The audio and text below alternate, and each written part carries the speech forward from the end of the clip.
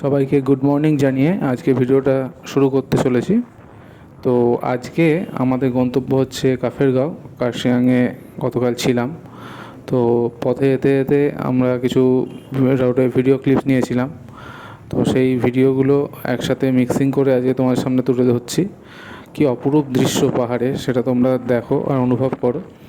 আর অবশ্যই ভিডিওটা ভালো লাগলে কমেন্ট করবে, লাইক করবে, আর কমেন্ট বক্সে অবশ্যই জানাবে আমার মতো এইভাবে পাহাড়ে বাইক নিয়ে ঘুরে বেড়াতে আর কে কে ভালোবাসো, জানাবে কিন্তু অবশ্যই। কাফেরগাঁও হলো কালিম্পং জেলার একটা শান্ত নিরিবিলি পাহাড়ি গ্রাম। এখানে মূলত কাঞ্চনজঙ্ঘা দেখার জন্য এই জায়গাটা বিখ্যাত। হোমস্টের রুম থেকেই তোমরা কিন্তু কাঞ্চনজঙ্ঘা দেখতে পাবে। এনজিপি থেকে লোলেগাঁও হয়ে কাফেরগাঁও যেতে গাড়িতে করে প্রায় 3-4 ঘন্টা সময় লেগে যায়। তোমরা শেয়ার গাড়ি করে লোলেগাঁও পর্যন্ত চলে আসতে পারো। তারপরে ওইখান থেকে প্রাইভেট কোনো গাড়ি ভাড়া করে হোক, বা যেই হোমস্টেতে রয়েছে তাদেরও, এখানে বেশিরভাগ হোমস্টেরই নিজস্ব গাড়ি রয়েছে, সেই গাড়ি করে কিন্তু তোমরা তোমাদের গন্তব্যে কিন্তু পৌঁছে যেতে পারবে।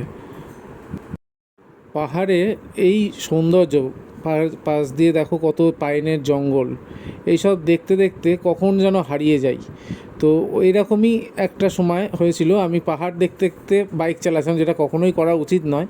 তো এই করতে করতে রাস্তার ধারে ব্রিজ তৈরি হচ্ছে, লুপ ব্রিজটা, সেখানে আমার বাইকের চাকা একদম পাথরের মধ্যে গিয়ে আটকে যায়। তারপরে ওইখানে এক অফিসারের গাড়ি যাচ্ছিলো, তারা এসে আমাদেরকে আবার ওই জায়গা থেকে বাইকটা তুলতে সাহায্য করে। তারপর আমরা আমাদের গন্তব্যের দিকে এগোই। আমাদের সাথে এই ট্যুরে সুদীপ্ত আর রনি চাকা মিলিয়ে চলেছে আমাদের সাথে। আর ঠিক তার পেছনে আসছে আমাদের বাপ্পাদা আর বৌদি। এই শহরে কোলাহল ছেড়ে তোমরা যদি নিস্তব্ধে নিরিবিলিতে তোমাদের 2 দিন কাটাতে চাও, তাহলে কিন্তু কাফেরগাঁও তোমাদের জন্য একটা আদর্শ স্থান হতে পারে।